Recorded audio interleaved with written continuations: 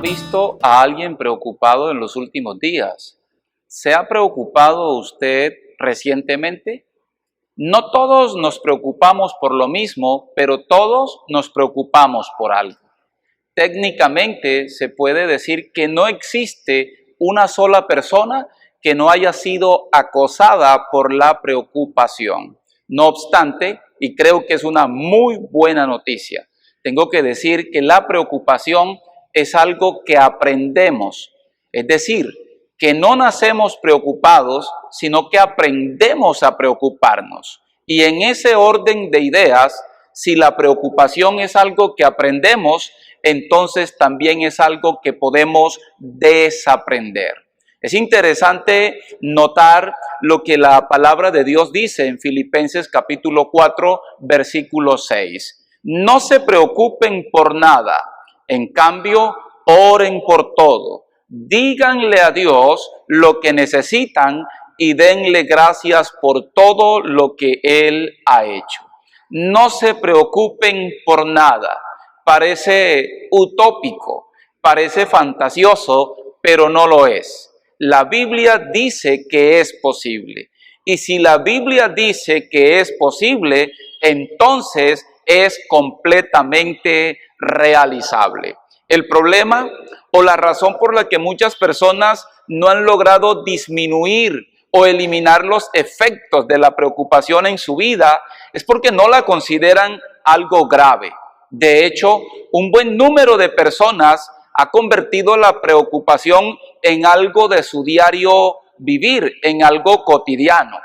Tanto es así que para algunos el problema no es estar preocupados, para algunos el problema es no estarlos. La gente ha hecho de la preocupación parte de su cultura, de manera que cuando en medio de una situación adversa o calamitosa encontramos a alguien que tiene control de sus emociones, que está tranquilo, no le aplaudimos, no le reconocemos, sino que le criticamos. Y entre las cosas que se dicen de se encuentran las siguientes: usted ni siquiera preocupado está. Y si vamos a hablar con otra persona diferente al que manifiesta tener control de sus emociones, decimos, y ni siquiera está preocupado. Decimos, si has visto lo tranquilo que se ve. Señoras y señores, el asunto es que hicimos de la preocupación una cultura y no lo consideramos algo grave. Al mismo tiempo olvidamos que aquel que dijo, no matarás, no robarás, no dirás falso testimonio, también dijo, no se preocupen por nada. Por lo antes dicho, en esta ocasión, yo quiero compartir con ustedes cuatro verdades que nos ayudarán a enfrentar efectivamente la preocupación y no solo enfrentarlas, sino a vivir por encima de ella. Yo creo que usted y yo podemos vivir despreocupados porque el Señor Jesús así lo dice en su palabra. En primer lugar, quiero decirles que es importante entender la urgencia y la necesidad de la oración en nuestra vida. Lo voy a repetir y lo voy a hacer fuerte y claro. Si usted quiere vivir libre de preocupaciones, en primer lugar, usted necesita entender la urgencia y la necesidad de la oración. Filipenses 4:6, el texto que acabamos de leer, dice así: no se preocupen por nada, en cambio oren por todo. Esa es la fórmula, esa es la clave. Ese es, como llamaría a alguien, el secreto. El asunto o el problema con todo esto es que normalmente los seres humanos vamos en contravía a la palabra de Dios. Y cuando Él nos dice, no se preocupen por nada, oren por todo, nosotros lo que hacemos es preocuparnos por todo y orar por absolutamente nada. La preocupación, mis queridos amigos, es un enemigo silencioso, es un enemigo sutil, pero al mismo tiempo peligroso.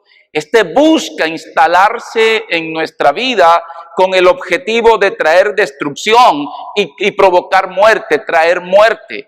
Tanto es así que en la actualidad, en el mundo podemos contar por millones a las personas que padecen de alteraciones nerviosas, úlceras gástricas, problemas cardíacos, y algunos han llegado incluso a padecer alguna forma de cáncer producto de la preocupación y la ansiedad. La oración no es solo una disciplina espiritual reservada para un grupo selecto de personas que hacen parte de la cristiandad.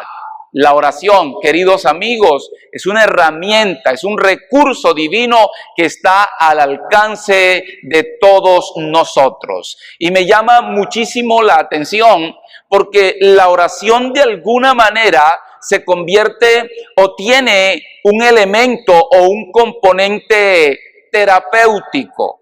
Jesús habló de la oración y al hablar de la oración se refirió a ella como una necesidad. Y eso llama poderosamente mi atención, porque déjeme decirle que Dios sin nosotros sigue siendo Dios.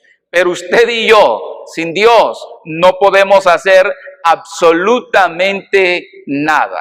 Jesús habló de la oración y se refirió a la oración como una necesidad. Y hay que entender la palabra necesidad como aquello que es indispensable para la vida. ¿Qué quiere decir? Quiere decir que nadie podrá tener una vida exitosa o una vida plena. Nadie podrá tener la clase de vida que Dios quiere que tenga si no entiende la necesidad y la urgencia de la oración. Siempre que oramos, alguien gana. Y quien gana al orar no es Dios. Quien gana al practicar la oración siempre seremos nosotros, los que vivimos de este lado del cielo. La oración es una necesidad porque a través de ella recibimos el influjo espiritual necesario para vivir. Señoras y señores, esto es demasiado importante como para pasarlo por alto. Por eso, y después de haber dicho todo lo antes mencionado, tengo que decir también que la oración no solo es necesaria, la oración para usted y para mí es urgente. Jesús dijo, separados de mí, nada podéis hacer. Cuando oramos, es importante tener en cuenta algunas cosas, porque es verdad, no hay nada más practicado, pero tampoco no hay nada más malentendido o interpretado que la oración. Es cierto, es verdad, no hay nada que alegre más el corazón, pero también no hay nada que frustre más que una oración. Alegra el corazón la oración que es contestada, la oración que concede o obtiene como resultado aquello que estamos pidiendo. Pero frustra saber que oramos y parece que nadie escucha. Frustra orar y no recibir lo que pedimos. Por eso me parece muy importante saber que cuando oramos, y escúcheme bien por favor, cuando oramos no siempre recibiremos lo que pedimos, pero siempre que oremos recibiremos lo que necesitamos. Además de esto, cuando oramos no necesariamente van a cambiar las cosas a nuestro alrededor, no necesariamente van a cambiar las circunstancias que nos rodean o que nos motivaron a orar. No siempre van a cambiar. Algunas veces vamos a orar y después de orar todo a nuestro alrededor va a seguir igual. Pero eso no significa que la oración no haya sido escuchada. Eso no significa que la oración no haya sido efectiva. Porque déjeme decirle que aunque nada cambie a su alrededor, después de orar, usted no será el mismo. Porque la oración, antes que cambiar circunstancias, busca cambiar a la persona que la hace. para vivir por encima de las preocupaciones. Número uno, necesitamos entender la urgencia y la necesidad de la oración. En segundo lugar, necesitamos entender que hoy es determinante. Señoras y señores, la vida es un libro que se escribe en diferentes tiempos y en diferentes escenarios. Por lo tanto, cuando se trata de hacerle frente a ese enemigo silencioso y peligroso que se llama preocupación, lo más sensato que podemos hacer es entender que la vida hay que vivirla un día a la vez. Lo más insensato que podemos hacer es tratar de resolver toda la vida en un solo capítulo, en un solo esfuerzo, en un solo día. Necesitamos entender que la vida se vive un día a la vez y que cada día que Dios nos regala trae su propio afán, trae su propio desafío, y que ese desafío diario va a requerir de nosotros toda nuestra atención, toda nuestra disposición y toda nuestra capacidad resolutiva. Mateo capítulo 6, versículo 34 dice así: por lo tanto, no se angustien por el mañana, el cual tendrá sus propios afanes. Cada día ya tiene sus propios problemas. Ocuparse en resolver los problemas de hoy y aguardar en paz el día de mañana puede ser mal interpretado. Puede ser mal interpretado si se asocia con el descuido o la negligencia. Pero no es así.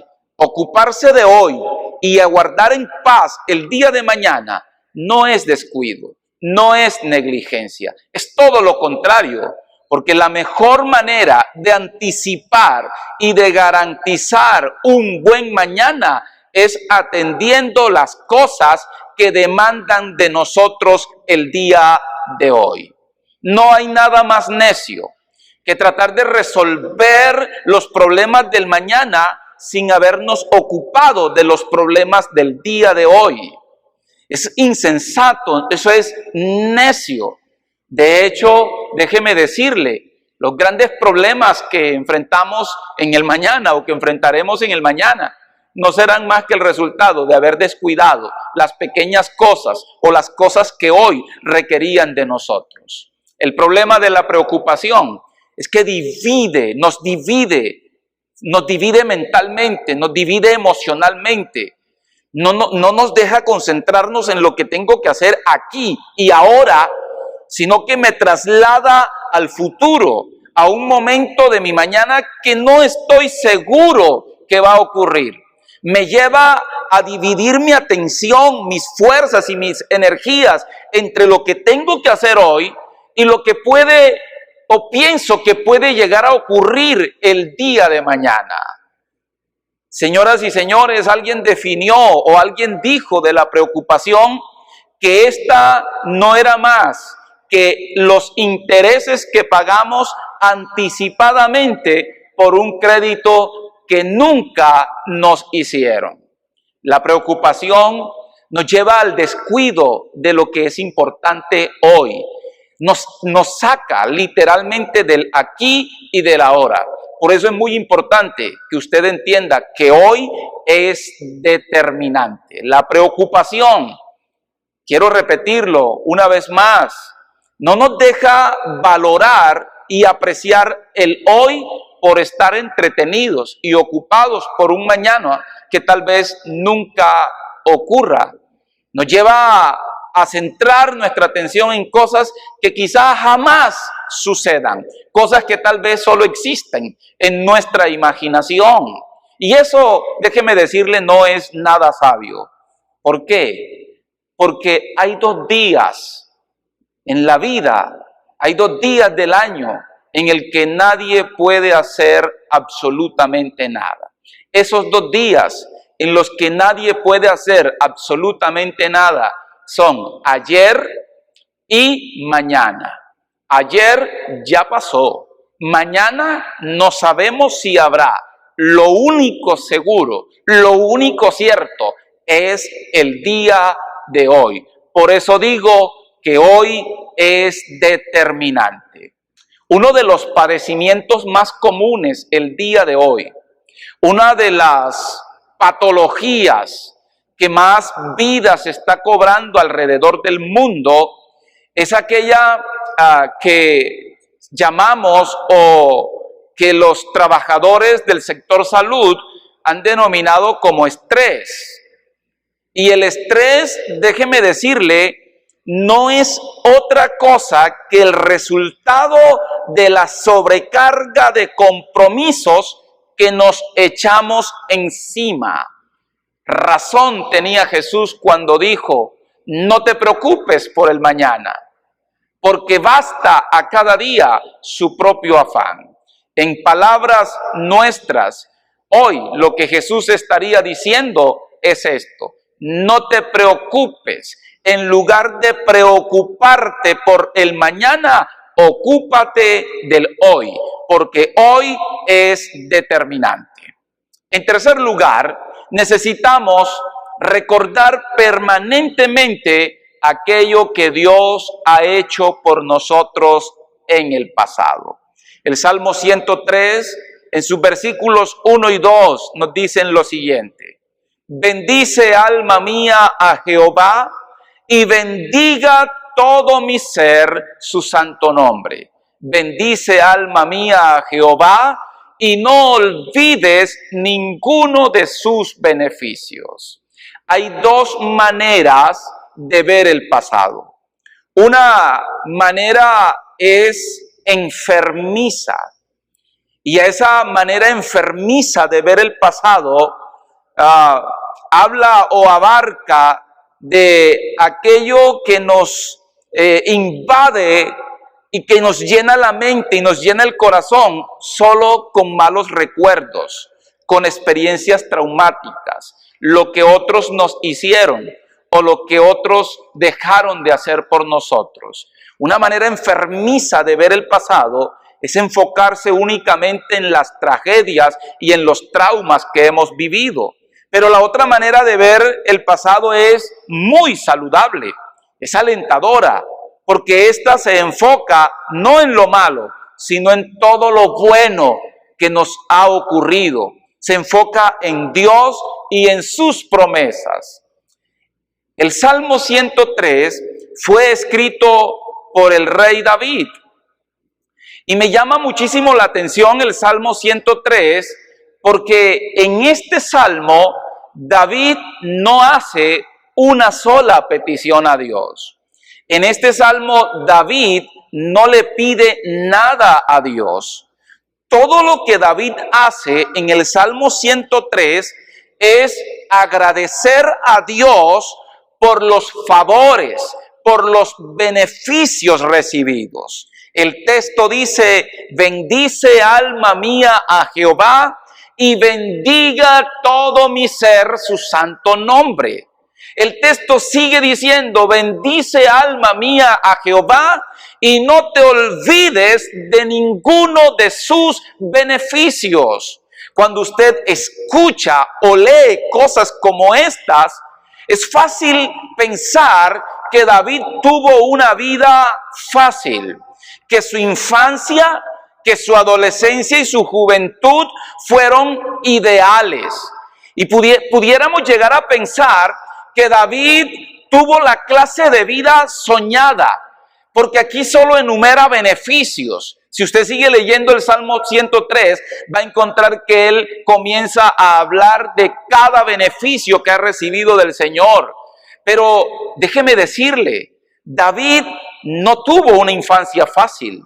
David no tuvo una adolescencia fácil, porque entre muchas de las cosas que se pueden decir de David, tenemos que señalar que él fue el hijo extramatrimonial de su papá, de Isaí. En algún salmo David se refiere a eso diciendo: en pecado, en maldad fui formado, y en pecado me concibió mi madre. Algunos consideran que esas palabras de David hacen referencia a la relación extramatrimonial de su papá, de la cual nació él como un hijo ilegítimo. David no solo fue un hijo extramatrimonial, sino que tuvo que soportar el maltrato, el menosprecio, el rechazo de sus propios hermanos. En algún momento la Biblia nos va a mostrar que su propio papá se avergonzaba de él, que su propio papá quería negarlo, quería esconderlo, no quería que nadie supiera de su existencia. Por otra parte, ya un poco más adulto, David, después de darle una gran victoria a la nación de Israel, tiene que sufrir la persecución por parte del rey Saúl, quien injustamente procura matarlo. Como al peor de los delincuentes lo busca para quitarle la vida. Ya hecho rey, David tiene que enfrentar la oposición que nace de sus propios hijos. Uno de sus hijos quería darle golpe de estado. Los de Siclac querían apedrearlos. David no tuvo una vida fácil. David tuvo que enfrentar situaciones muy complejas, quizá más complejas que las que usted y yo hemos tenido que enfrentar en los años que el Señor nos ha regalado sobre esta tierra. Pero escúcheme, cuando él escribe el Salmo 103, David recuerda el pasado de manera saludable. Cuando David va a enfrentar al gigante Goliat, él recuerda el pasado saludablemente. ¿Sabe por qué? Porque la clave para ser feliz no es no enfrentar problemas. La clave para ser feliz no es tener todo lo que deseamos o la vida soñada o ideal. La clave para ser feliz, repito, no es no tener que enfrentar problemas. La clave para no vivir amargado, para no volverse viejo antes de tiempo, señoras y señores, es aprender a tener una memoria selectiva. Yo sé que en su pasado hay experiencias dolorosas, pero también hay experiencias gloriosas. Tenemos que mirar hacia atrás y recordar aquellos momentos en los cuales Dios ha sido fiel. Y necesitamos recordar que Dios ha sido fiel, los milagros y los favores que Él ha hecho por nosotros, porque Él no ha cambiado. Los milagros, los favores, los prodigios, los portentos que Él hizo a favor nuestro ayer, los puede hacer hoy y los va a hacer el día de mañana, porque Él es el mismo de ayer, de hoy y por los siglos de los siglos. Tenemos que aprender a seleccionar bien nuestros recuerdos. Es decir, debemos tener siempre presente lo bueno de nuestro pasado. No podría continuar si no le pregunto hoy, ¿ha hecho Dios algo bueno a favor suyo? ¿Ha intervenido Dios en su casa? ¿Ha traído restauración en algún área? ¿Ha visto usted la provisión de Dios en estos días? ¿Ha sanado Dios su cuerpo o a alguien en su casa? Hoy nosotros necesitamos, para vencer la preocupación, hacer lo mismo que hizo David, recordar todas las cosas buenas que Dios ha hecho por nosotros en el pasado. Creo que hoy, al igual que David, deberíamos hablar con nosotros mismos, deberíamos hablarnos a nosotros mismos y decirnos: bendice al Señor y no te olvides de ninguno de sus beneficios. En tercer lugar, para vencer la preocupación, necesitamos esforzarnos por hacer lo posible y dejar en manos de Dios aquello que es imposible. Una buena manera, quizá es la mejor manera de mantener nuestra salud física y emocional, es entender cuáles son nuestros límites. Y para poder saber cuáles son nuestros límites, tenemos que preguntarnos dos cosas. Y esas dos preguntas que tenemos que hacernos son las siguientes. ¿Qué cosas puedo hacer por mí mismo?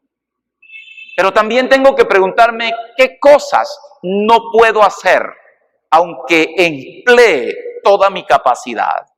Al tener esto claro, entonces lo que sigue es tomar la determinación de hacer diligentemente todo aquello que podemos hacer en nuestra capacidad natural y dejar en manos de Dios aquello que nosotros ni ninguna otra persona sobre esta tierra podría hacer jamás. Jesús dijo, lo que es imposible para el hombre es posible para Dios. Lo antes dicho me permite decir que la insensatez humana no solo se revela al tratar de hacer aquello que no puede, sino también al pretender que Dios haga aquello que se puede realizar sin la ayuda divina. Entiéndame, por favor. Lo que yo estoy tratando de decirle es que Dios jamás hará por usted eso que usted puede hacer. Pero también le estoy tratando de decir que aquello que usted no puede hacer, Dios lo puede hacer. Que donde usted termina, comienza los recursos y las facultades de Dios. Yo quiero finalizar en esta ocasión y quiero finalizar llevándole a la reflexión, haciéndole un llamado a la reflexión. La preocupación no ayuda. En palabras de Jesús, nadie, ninguno, jamás podrá añadir a su estatura un codo por más que se esfuerce. La preocupación no es una característica de los hijos de Dios. Los hijos de Dios no nos preocupamos por nada. Los hijos de Dios oramos por todos. Los hijos de Dios entendemos que debemos emplear toda nuestra capacidad haciendo aquello que nosotros podemos hacer, pero aquello que no podemos hacer se lo entregamos al Señor y esperamos que Él intervenga a nuestro favor. ¿Qué cosas podría estar haciendo, pero que en vez de ello se quedó esperando que Dios las haga? ¿Qué cosas debería usted pedirle a Dios que haga, pero en vez de ello está tratando de resolverlo usted mismo? Son dos muy buenas preguntas para reflexionar. Y yo quiero dejarlo con esta lectura que tuvimos inicialmente. No la olvide, por favor. Filipenses 4, 6 y 7. No se preocupen por nada. Lo tengo resaltado en mis notas con letras rojas de mayor tamaño y subrayado. No se preocupen por nada. En cambio, oren por todo.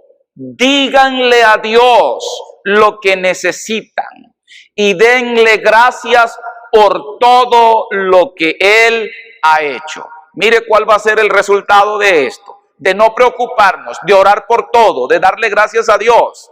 Verso 7, así experimentarán la paz de Dios, que supera todo lo que podemos entender.